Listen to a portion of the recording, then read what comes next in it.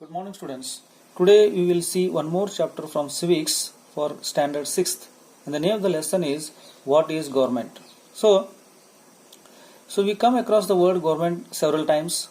So what this government means? So government is a governing body which makes decisions and governs us. So we have different types of government in this world. So maybe monarchy is there where the king is ruled, democracy where the people elect the leaders and run the country. We have dictatorship who are ruled by forcibly. So we have autocracy, we have aristocracy, so means ruled by some group of people, rich people you can say. So in this way we have different types of government. So in India we have a democratic form of government where people elect their leaders and run the country. So we have indirect form of government in India. Indirect means we elect the leaders and the leaders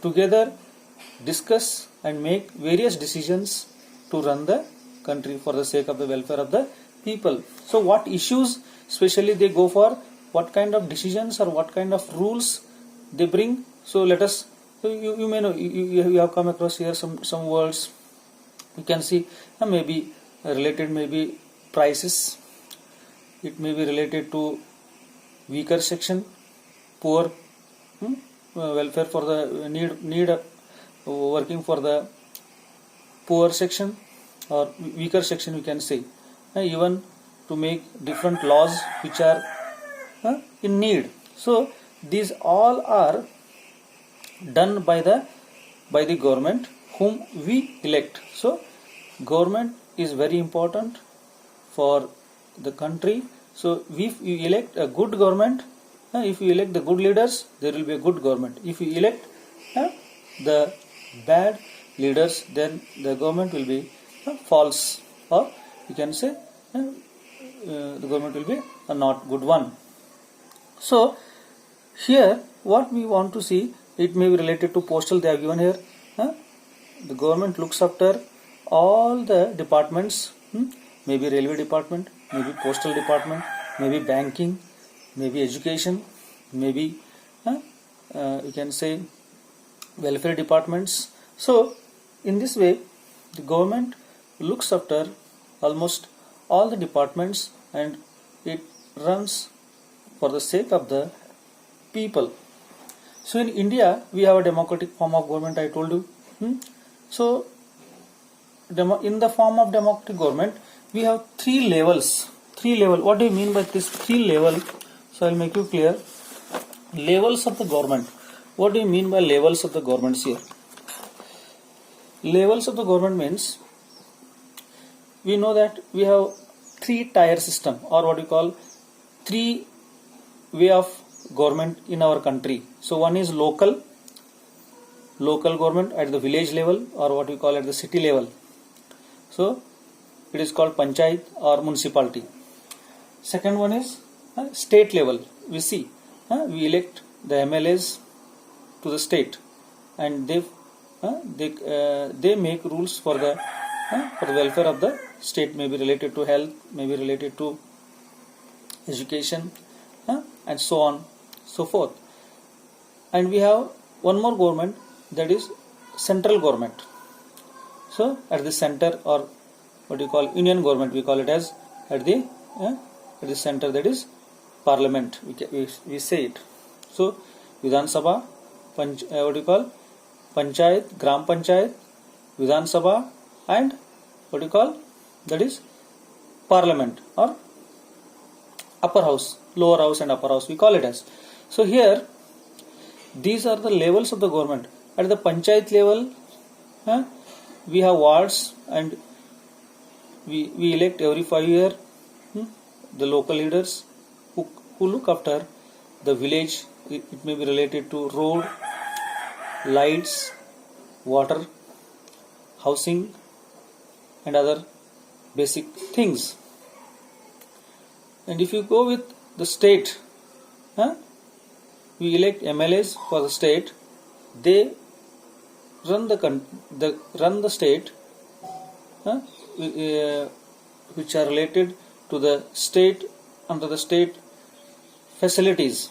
May be related to education, may be related to what you call welfare departments, different welfare departments for the weaker section. So, and union government is among the head of the government, among all the government, which indirectly helps the state and even local bodies, that is panchayats, and make to run smoothly. So in this way, we have Delhi. At Delhi we have Parliament, and at Bangalore we have Vidhan Sabha, and at the local our level we have each village or each city we have panchayats and municipalities, or what you call municipal corporations. Even big cities like what you call Hubli, Dharwad, Belgaum, they have corporations. So in this way we run our system in the form of government for the smooth functioning of the village, state and the nation. So the union government, that is Parliament, or which we elect for the central government, MPs, what we call member of Parliament.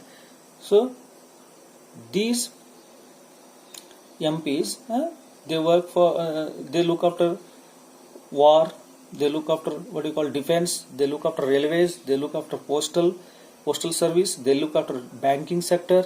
So they look after petroleum and gas products. So, and they keep checking fair price. All the three governments, that is maybe local or state or union, that is central government, these all together they form and they run the country. So every 5 years we elect these governments, every 5 years. So at the village level we elect a ward leader, and to the state we elect MLA, that is member of legislative council, and sent to, that is Vidhan Sabha or Bangalore, what we can say. And in the same way we elect MP, member of Parliament, in the same way, and we send them to Delhi, or what you call to the Parliament. So in this way we see our government taking care for us and working for the common people, common end, we can say, to fulfill the common end of the nation. They work day night together. So they discuss various issues and come to conclusion and form or run. And even the government look after the laws, that is what we can say, police, defense, and whenever it is a need they make changes and they implement different rules or laws which are needful or which are necessary for the smooth functioning of the state or the country. We are discussing this what is government in that. I told you we have different forms of government. So in India we have democratic form of government. In England we have monarchy form of government where king is the head of the state. So in India the people are head of the state, and they elect the leaders and they run the country.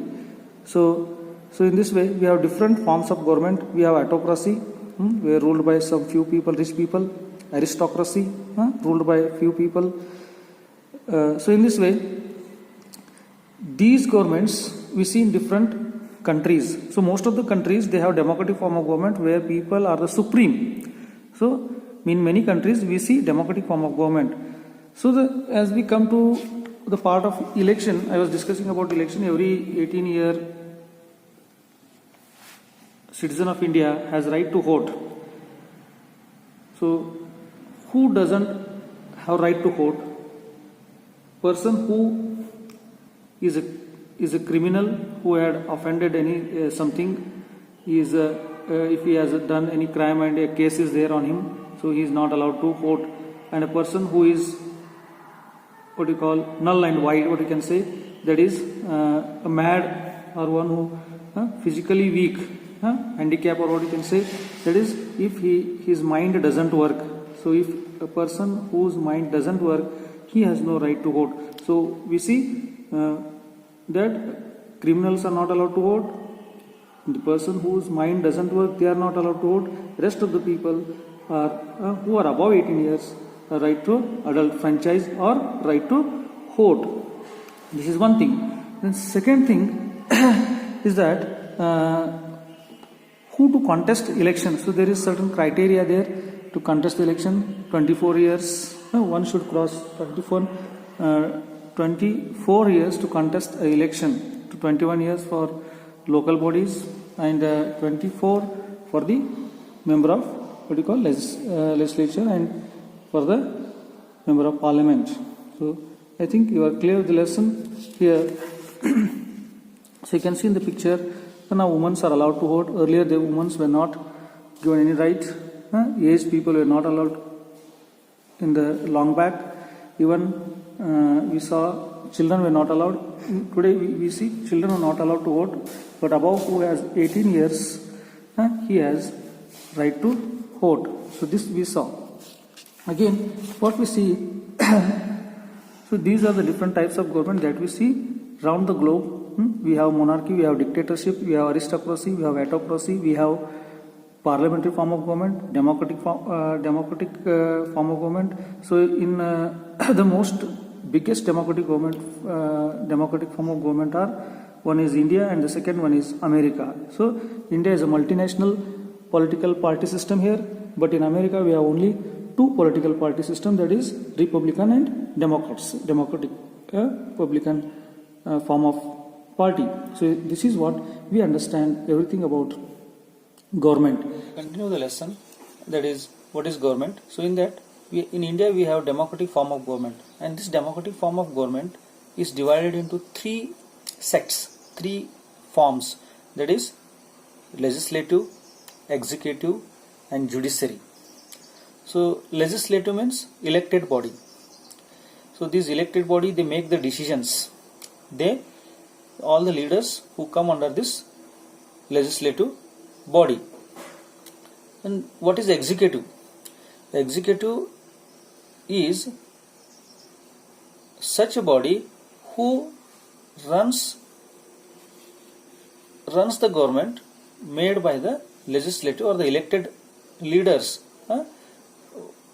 Whatever the government or the legislative body makes the decision, so it carries the decision.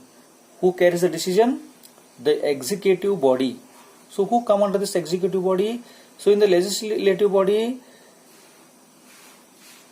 the elected leaders will come, and in the executive body, the officers will come, the government officers or the government servants who carry the actual work. So those are called to be what? Executive. They are known to be as executive part of government. And the next one is legislative. So legislative judiciary. So legislative means elected body, executive means appointed body, and judiciary means, that is to look after these two bodies and the rest of the people. There should be one more body, that is judiciary, or what we call the court. So here judiciary will look after people as well as both the bodies, that is executive and legislative. If they go wrong, so there is a chance to hold them or to bind them, what you can say, or to punish them, you can say. So in this way, in India we have three different sectors where we see the smooth functioning of the government. So here again one more point we come to know. Then what is this election? So in democracy, as we know that we have a democratic form of government. Democracy means what? People for the people, of the people and by the people. Means it is for the sake of the people. The government which is for the sake of the people is called to be a democratic government or a democracy, we can say. So in India we have such a government. So we are really lucky to have such such form of government. So we elect every 5 years to different wings, maybe to the panchayat or to the corporation or to the legislative assembly, that is Vidhan Sabha, and to the parliament, that is central government, we can say. So every 5 year, who is above 18 year has right to vote and choose their leaders. So it is a great opportunity where we see in a democratic form of government. Then, so we understood what is actually democratic form of government. So in democratic form of government, we see people participate directly or indirectly. India is a big country, so it is difficult to have a direct form of government. We have indirect. Indirect means we elect the leader and the leader come together and they make different policies. So this is what we don't participate directly there because it is a big country with a huge population. So we have a indirect form of democracy in India. So indirect means what? We elect a leader and that leader will come together and make decisions. So this is called to be an indirect form of government which we see in India. So we know that even earlier there were no chance, or women were not allowed to vote, or poor sections were not allowed. But today in our Indian system, Indian government system, Indian democratic system, every person above 18 year, maybe a woman or maybe belong to any caste or maybe belong to any weaker section, has right to elect, has right to vote. That we see in the Indian form of government. So I think you are clear with this chapter. So something more we'll see here. You can see here a picture. A person aged above 80 years, even a person aged has right to vote in the democratic form of government. Person who is young one, he has also right to vote. Person who is aged, a person who belong to any caste, any religion, any sect, any any part. So any part of India, every person from every corner of India has right to vote and elect their own leaders in the concern to their constituencies. So I think you are clear with the lesson. If you have any doubt, you can ask and have the query. I think you are clear with the lesson. Thank you and have a nice day.